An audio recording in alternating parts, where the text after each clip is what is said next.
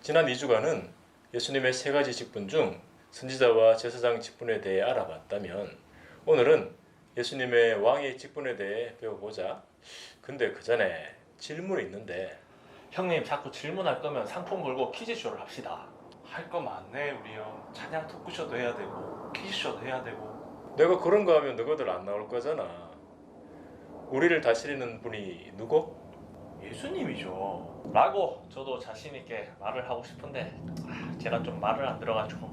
그래도 예수님이 왕이 되신 건 하나님이 주신 권세니까 담대히 우리의 왕이심을 선포부터 하고 시작하자. 그분은 하나님의 아들로서 영원토록 모든 만물의 통치권을 하나님께 받으셨다.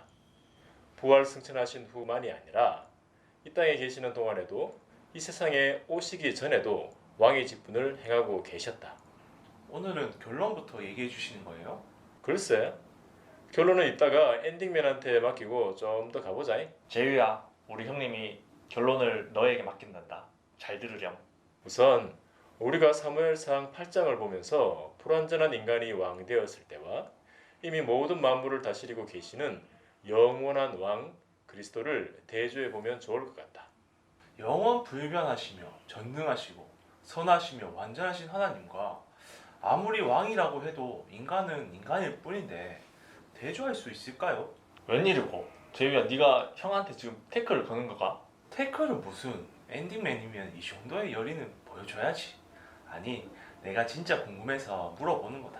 차이점은 제유가 다 말해준 것 같은데, 하나님 없이도 잘할 것 같은데 라는 근거 없는 자신감이 성경 속 인물들에서도 있고 우리의 모습에서도 많기 때문에 대조에서 근본적인 차이를 알 필요가 있지.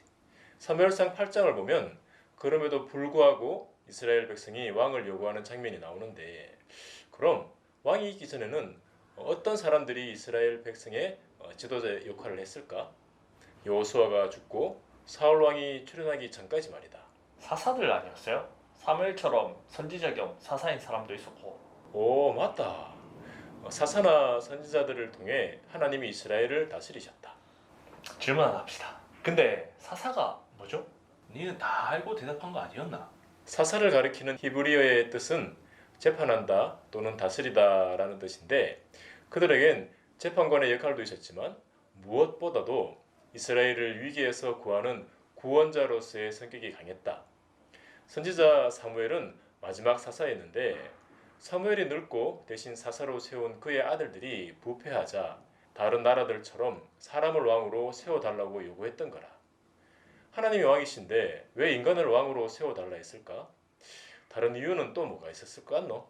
굳이 하나님이 없어도 능력 있는 사람이 왕이 되면 왕이 태평성대를 이룰 거라 기대하지 않았을까요? 어쩌면 훨씬 전부터 왕에 대한 로망이 있었지도 모르지.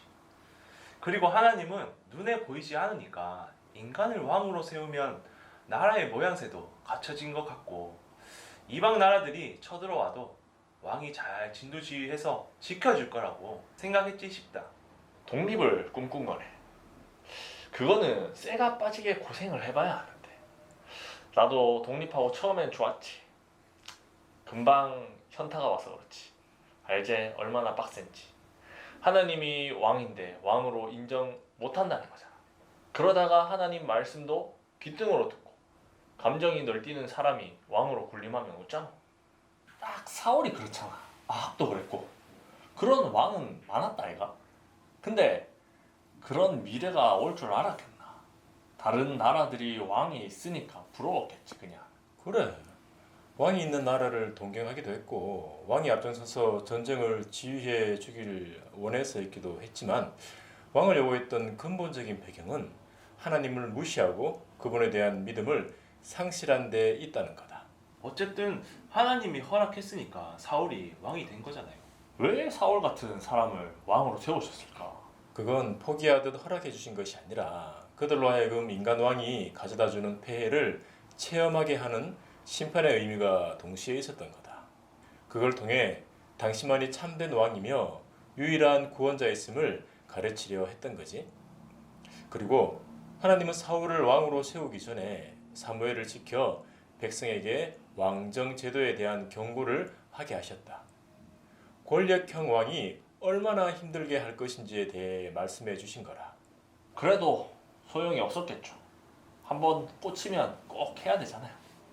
인간들은 그런 똥꼬집이. 어쨌거나 포악한 인간이 왕으로 군림하는 모습은 그리스도와는 정반대인 적그리스도의 모습이라고 할 수 있다.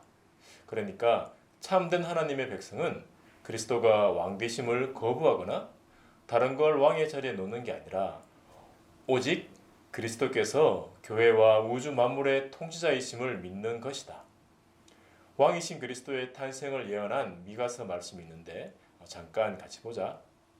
베들레헴 에브라다야 너는 유다 족속 중에 작을지라도 이스라엘을 다스릴 자가 내게서 내게로 나올 것이라. 그의 근본은 상고에 영원에 있느니라. 근데 예수님이 사람들이 기대했던 왕의 모습은 아니었잖아. 나도 직접 봤다면 솔직히 실망했을 것 같다. 과연 메시아라고 고백할 수가, 아니 믿을 수는 있었을까? 그래. 예수님은 초라하셨지. 그리고 센세이션 했고 무리를 많이 일으키셨잖아. 야, 우린 몰라도 문영이 형은 주님의 오른팔 정도는 됐을 거다. 그렇지 않나? 그럼 난 왼팔 해야겠다. 제이야, 님 뭐 할래? 됐다. 그걸 왜 네가 좋아? 삐졌나? 아니거든. 고마해라. 오른팔이면 물론 나도 좋겠지만 어느 자리에 있는지보단 예수님이 우리 각자의 마음을 변화시켜서 하나님 나라의 백성답게 만들어 주시는 게 중요한 거다. 그렇게 변화된 대표적인 인물이 사도 바울이잖아. 그런 방법으로 만나주시면 누구나 바울처럼 되지 않을까요? 설마 부러운 건 아니지? 부럽기는 무섭다. 난 이 세상에서는 예수님을 왕으로 섬기며 산다는 게 어리석어 보일 수도 있고 내 이익보다는 나눠주는 삶을 살아야 되는 건데 그런 손해를 기뻐할 자신도 없고 게다가 환난과 핍박은 상상만 해도 무섭지. 솔직하게 말해서 나는 다 꺼려진다. 내 힘만으로 어떻게 그런 삶을 살겠노? 세상과는 너무 다른 나라가 하나의 나라지. 주님의 나라는 진리와 성령을 통해 다스려지는 나라이기 때문이다. 그리스도가 왕이 되어 사는 사람의 삶도 마찬가지다. 세상에 살고 있지만 주님이 다스려 주시는 삶은 천국에서 사는 것과 같아서 그 안정감과 세상이 줄 수 없는 평안을 맛본 자는 무엇과도 그 기쁨을 바꿀 수 없다는 걸 알게 된다. 갑자기 그 찬양이 생각난다. 천국은 마치 밭에 감추인 보화, 땅속에 묻힌 아무도 모르는 보석이라네. 그거 알지, 아오나? 알지. 그 보석 발견한 사람은 기뻐 뛰며 집에 돌아가. 집 팔고 땅 팔고 냉장고 팔아 기어이 그 밭을 사고 말 거야. 근데 냉장고를 왜 파노? 그게 제일 비싼 건가? 아무튼 사람들 눈엔 보이지 않지만 예수님은 지금도 우리의 복음 전도와 우리가 하는 일 속에서 또한 각 사람의 마음을 통해 하나님의 나라를 확장해 가고 계신다. 마지막 날이 되면 예수님은 회복하신 나라를 다시금 하나님께 바치시고 영원토록 우리를 통치하실 거다. 오늘 공부는 여기서 끝. 자, 이제 엔딩맨 나와 주십시오. 이 시간만을 기다렸습니다. 뭐라카노? 그래. 희야가 오늘은 바쁜 일도 없고 기다려줄 테니까 천천히 한번 해봐라. 오늘은 라이브로 좀 듣자. 뭐예요, 부담스럽게. 커피숍에서 시원한 거 한 잔씩 드시고 계세요. 제가 쏠 테니까. 그래, 네가 쏜다니까. 그러면 가줄게. 안녕? 네 이름 달아놓고 먹고 싶은 거 마음껏 시켜야겠다. 그럼 난 안 간다. 여러분, 저는 오늘 교리를 배우면서 그리스도인으로 산다는 건 어떤 걸까를 생각해 봤어요. 늘 내 자아와 부딪히며 내 마음대로 살고 싶을 때가 많은데 나를 쳐서 죽게 복종한다는 건 쉬운 일은 아니잖아요. 그래도 택한 백성을 하나님이 변함없이 보호하시고 인도하실 것을 믿으며 내 힘으로는 할 수 없지만 때마다 도우시는 하나님의 은혜를 바라보므로 나아가야겠다는 생각을 해봤습니다. 성도 여러분, 우리 왕 대신 주 예수 그리스도를 바라보며 함께 달려갑시다. 오늘도 참여해 주셔서 감사합니다. 그리고 다음 시간에 또 만나요.